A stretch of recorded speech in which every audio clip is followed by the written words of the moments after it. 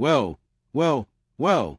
Just when you thought Labour's honeymoon period couldn't get any messier, Sadiq Khan has decided to play the ultimate party pooper by threatening to drag his own Prime Minister to court.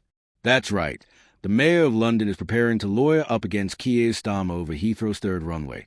And honestly, it's giving me more entertainment than a Netflix binge watch. Picture this. The party that's supposed to be united in government is now squaring off like divorced parents arguing over who gets the good china, except instead of crockery, they're fighting over concrete runways and climate targets. Welcome to UK Pancakes, where British politics serves up drama thicker than morning fog at Gatwick. But first, smash that subscribe button because trust me, you're going to want front row seats for this political demolition derby that's about to unfold. So let's break down this absolute masterclass in party unity, shall we?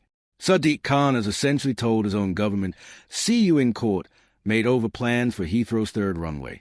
And I got to say, the audacity is genuinely breathtaking. It's like watching someone threaten to sue their own family at Christmas dinner because they don't like the turkey arrangement. Khan is keeping all options on the table when it comes to responding to these expansion plans, which in political speak translates to, I've got my lawyers on speed dial and I'm not afraid to use them. The mayor's opposition isn't exactly subtle either. His warning about severe impacts from noise and air pollution, claiming the plans will leave Britain's climate targets in absolute tatters. Khan says he remains unconvinced that you can have a new runway at Heathrow, delivering hundreds of thousands of additional flights every year, without a hugely detrimental impact on our environment. Which is a fair point. Really, it's a bit like saying you're going on a diet while simultaneously ordering a deep-fried Mars bar. The math just doesn't quite add up, does it? But here's where it gets properly spicy, because Rachel Reeves has basically told Khan to pipe down and deal with it. The Chancellor, clearly not in the mood for internal dissent, declared that airport expansion is absolutely essential for the UK's economic growth. She's wheeled out the classic arguments about Scottish salmon and Scotch whisky exports, as if the entire future of British trade depends on whether we can fit one more runway into West London. It's like arguing that you need a bigger driveway to become more popular with the neighbours. Technically logical, but missing several key points about practicality. Reeves has shown all the diplomatic finesse of a sledgehammer when she said any legal challenge from Khan would simply fail. That's not just confidence. That's a political equivalent of telling someone their complaint has been noted and filed directly in the bin. She's got huge respect for Saddiq, she says, which in Westminster speak usually means, I think you're completely wrong, but I'm too polite to say it directly. The Chancellor is so convinced this runway will happen, she might as well have it tattooed on her forehead. Now, let's talk numbers because Heathrow's financial projections are absolutely wild. They reckon they can build this third runway for a modest £21 billion, and that's just for the runway itself. The total cost, including terminals and all the supporting infrastructure, clocks in at an eye-watering £49 billion. To put that in perspective, that's roughly the GDP of Luxembourg, or about 2,500 years' worth of an average UK salary. They blame construction inflation for the increase from their 2018 estimate of £14 billion, which is a bit like explaining away your credit card bill by saying, well, things got more expensive. Technically true, but not exactly reassuring when you're asking taxpayers to foot part of the bill. But wait, there's more dysfunction in Labour's ranks.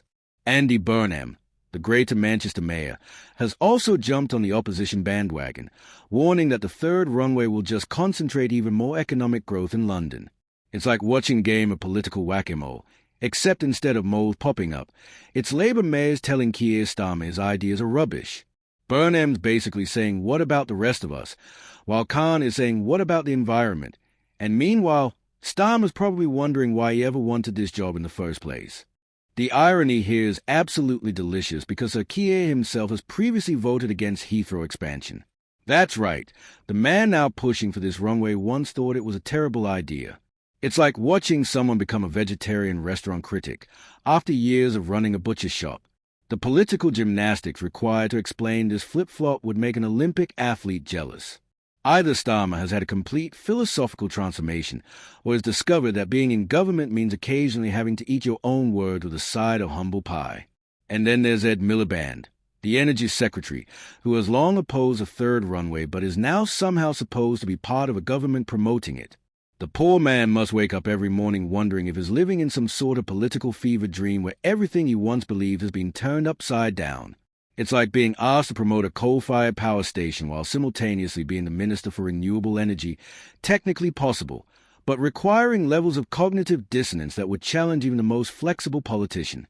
Transport Secretary Heidi Alexander, meanwhile, is playing the role of enthusiastic cheerleader, welcoming Heathrow's proposals as a significant step towards unlocking growth, creating jobs, and delivering vital national infrastructure. She's basically the designated optimist in a cabinet full of people trying to square circles and solve impossible equations. Alexander says the government will consider the proposals over the summer, which gives them a few months to figure out how to handle Khan's legal threats without looking completely incompetent. The timing of all this couldn't be more perfect for maximum political embarrassment. After months of flatlining growth since Labour came to power, Reeves unveiled these runway plans in January as part of a desperate scramble to get the economy moving. It's like watching someone try to jumpstart a car by attaching it to a rocket. Theoretically, it might work, but the collateral damage could be spectacular. The Chancellor has basically said that pro-growth measures must trump other priorities like the Green Agenda, which is a bit like saying you'll achieve your fitness goals by exclusively eating cake. Bold strategy, but questionable execution.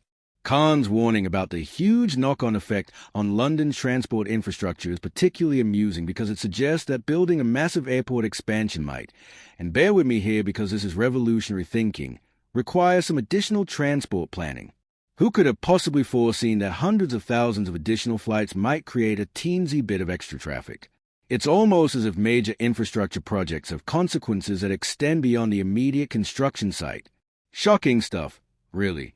The broader picture here is that Labour has managed to create a perfect storm of internal conflict that makes their opposition days look positively harmonious. You've got the Mayor of London threatening legal action, Northern mayors complaining about London-centric policies, Cabinet ministers having to promote policies they previously opposed, and a Prime Minister trying to hold it all together while probably questioning every life choice that led him to this moment. What makes this whole saga even more entertaining is that it perfectly encapsulates Labour's fundamental problem with governing. In opposition, they could afford to have different factions with different views because ultimately they weren't responsible for making the final decisions. Now that they're actually in charge, those chickens have come home to roost with a vengeance. It's like watching a group of friends argue about where to go for dinner, except now they're arguing about billion-pound infrastructure project that will shape the country for decades. The legal threat hanging over this entire debacle adds another layer of absurdity to proceedings. Imagine explaining to voters that their elected representatives are so dysfunctional they are taking each other to court over policy differences. It's like a family Christmas where Uncle Dave sues Aunt Margaret over the seating arrangements, except Uncle Dave and Aunt Margaret are both supposed to be running the country together. Gatwick's conditional approval for its own expansion adds yet another wrinkle to this mess, because apparently one controversial airport expansion wasn't enough. They needed two. The government is essentially playing airport expansion bingo, ticking off major hubs while hoping nobody notices the mounting opposition from their own ranks. Gatwick wants to increase traffic on Europe's busiest single runway, which sounds like the aviation equivalent of trying to fit more cars on the M25 during rush hour. What could possibly go wrong? The fact that Reeves is so confident any legal challenge would fail suggests either supreme confidence in the government's legal position or the kind of optimism usually reserved for lottery ticket buyers. Given Labour's track record of political predictions lately, I wouldn't be placing any bets on their legal assessment being particularly reliable. Politics and law don't always play by the same rules, and Khan has enough resources and determination to make this very uncomfortable for everyone involved. So here we are, watching Labour tear itself apart over concrete and tarmac while the country desperately needs actual leadership on real issues. Khan's threat to take Starmer to court isn't just about airport runways. It's a symbol of a party that promised unity and competence but has delivered division and confusion. It's political theater at its finest, except the audience is getting tired of the show and the actors seem to have forgotten their lines. The next few months are going to be absolutely fascinating as this legal standoff develops. Will Khan actually follow through on his threats? Will Starmer find a way to keep his party together? Will Reeves' confidence in victory prove justified? Or will we witness the spectacular sight of Labour's most senior figures duking it out in courtrooms while the economy continues to flatline?